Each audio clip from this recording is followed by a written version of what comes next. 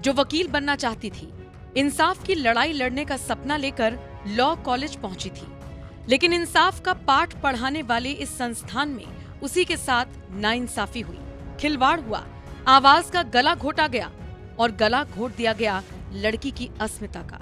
मां माटी और मानुष की बात करने वाली बंगाल की ममता सरकार एक बार फिर महिला सुरक्षा को लेकर सवालों के घेरे में है। आरजीकर मेडिकल कॉलेज में हुए छात्रा से रेप और मर्डर के बाद अब कोलकाता के लॉ कॉलेज में भी छात्रा से दरिंदगी का मामला सामने आया।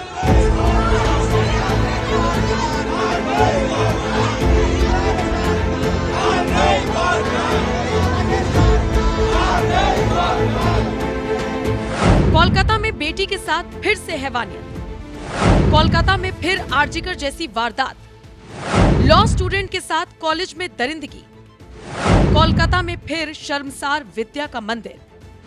कोलकाता का महापापी टीएमसी का साथी।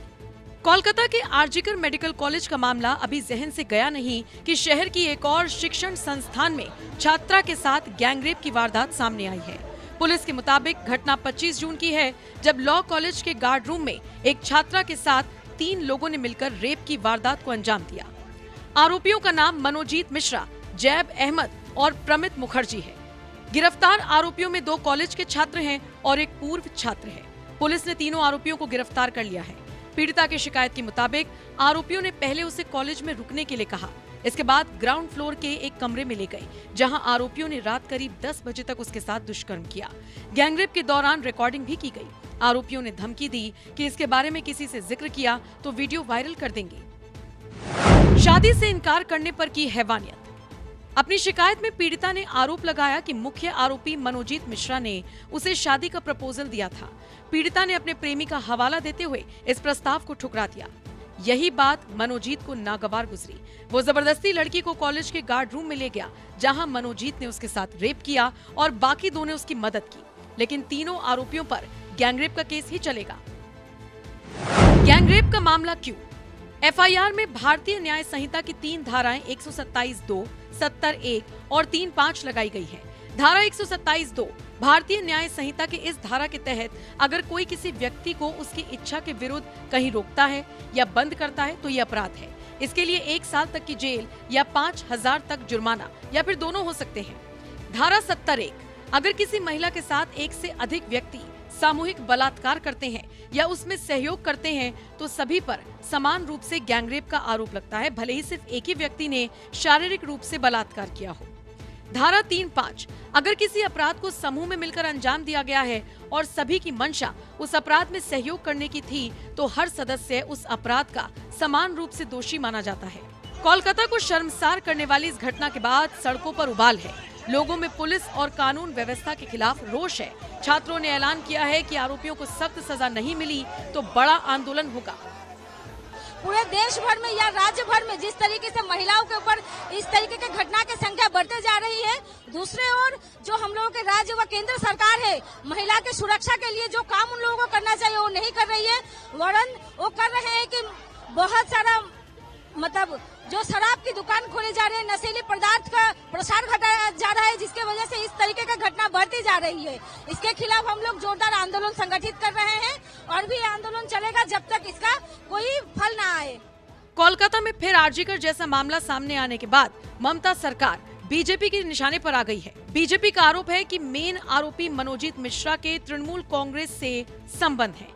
बीजेपी आईटी सेल के हेड अमित मालवीय ने आरोपी मनोजीत मिश्रा की कुछ फोटोज शेयर की, जिसमें मनोजीत टीएमसी सांसद अभिषेक बनर्जी के साथ नजर आया।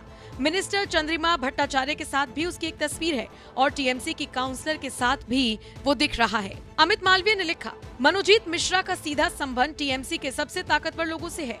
चौंकाने वाली रिपोर्ट बताती है कि कॉलेज के अधिकारियों को अपराध होने के दौरान गेट बंद करने का निर्देश दिया गया था। मनोजीत को ये छूट किसने दी? उसे किसने बचाया? ये सिर्फ एक अपराध नहीं, ये सर्वोच्च स्तर का कवर अप है। टीएमसी बलात्कारियों और बलात्कारियों के रक्षकों की पार्टी है। हम राजनीतिक सत्ता को इस अपराध को दबाने नहीं देंगे। बीजेपी पीड़िता के साथ मजबूती से खड़ी है। न्याय मिलने तक हम लगातार लड़ते रहेंगे। कस्बा लॉ कॉलेज में जिस तरीके की घटना घटी, ये आरजीकर मामले के बाद फिर से घटना दर्शाती है कि इस राज्य में महिलाओं की स्थिति क्या है। और जो एक्यूज है, मूल एक्यूज है, उसके खिलाफ जो आरोप आया है वो तृणमूल कांग्रेस के छात्र परिषद के नेता हैं और तृणमूल कांग्रेस के सभी बड़े नेताओं के साथ, मंत्रियों के साथ उसकी फोटो है। तो जब एक मुख्यमंत्री जी बोलेंगे कि रेप हो गया कहीं पे तो छोटी घटना है, वहां पे कुछ नहीं हुआ, या बोलेंगे कि उसी के साथ प्रेम संबंध था जिस लड़की का रेप हुआ है, इस तरीके की बयान ममता बनर्जी के द्वारा और ममता बनर्जी के पार्टी के द्वारा लगातार दिया गया है। तो इस तरीके की बयानबाजी जब होती है, इवन आरजीकर के मामले में आप देखेंगे तो आरजीकर के घटनाओं को दबाने की हर संभव कोशिश ममता बनर्जी की तरफ से की गई थी। What is happening in West Bengal, I think it's a chilling message to the nation. एक कॉलेज कैंपस के भीतर एक छात्रा का रेप हो गया। मूल आरोपी कौन है? तृणमूल कांग्रेस का नेता। उसका साथ दो कौन है? वो तृणमूल कांग्रेस का कार्यकर्ता। और ये प्रैक्टिशनिंग लॉयर है। तृणमूल कांग्रेस का सारे नेताओं का साथ उसका तस्वीर है। क्या करेंगे पुलिस? पूरा एडमिनिस्ट्रेशन का पॉलिटिसाइज कर दिया गया।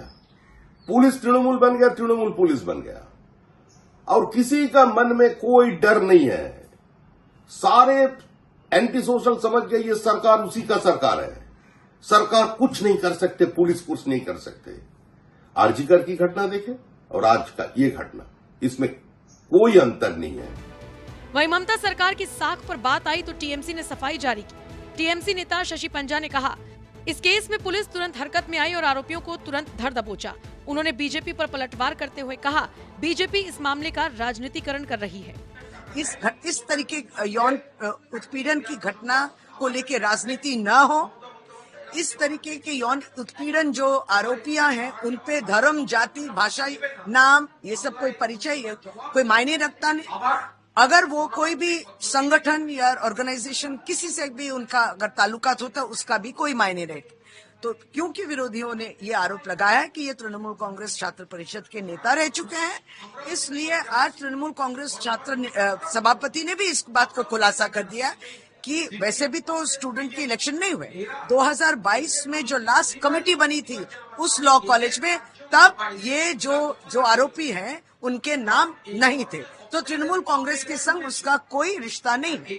रही बात कि हमारे विभिन्न नेताओं के साथ इस लड़के की तस्वीर देखिए, नेताओं के आसपास में बहुत लोग मंडराते हैं। फोटो लेने का आजकल जो एक टेंडेंसी है, सभी फोटो लेना चाहते हैं, सभी सेल्फी लेना चाहते हैं। अगर ये सच है कि ये तृणमूल कांग्रेस का संपर्क इससे एस्टेब्लिश होता है, तब तो इस तरीके के बहुत सारे उदाहरण है कि प्रधानमंत्री के पास ही खड़े हुए थे कोई रेपिस्ट, और केंद्रीय मंत्री के पास भी खड़े हुए थे जो बीएचयू में रेपिस्ट जो थे। तो ये कोई प्रमाण अगर है तो वो सच है, तो ये भी सच है, और ये झूठ है तो वो भी झूठ है। बहरहाल सभी आरोपियों को 10 जुलाई तक पुलिस कस्टडी में भेज दिया गया है। लेकिन सवाल उठता है कि पश्चिम बंगाल में महिलाओं की सुरक्षा क्या है, कितनी है? क्योंकि एक साल में अकेले राजधानी कोलकाता से ऐसे 2 केस सामने आ गए जहां शैक्षणिक संस्थान में छात्रा के साथ दरिंदगी को अंजाम दिया गया। लगभग एक जैसे दोनों केस। मामला और भी गंभीर इसलिए हो जाता है क्योंकि ऐसी वारदातें शिक्षा के मंदिर में हुई हैं। सोचिए, जब कॉलेज के अंदर ही बेटियां सेफ नहीं हैं, तो बाहर कैसे सुरक्षित रहेंगी? ऐसे में ममता सरकार पर सवाल उठने लाजमी है।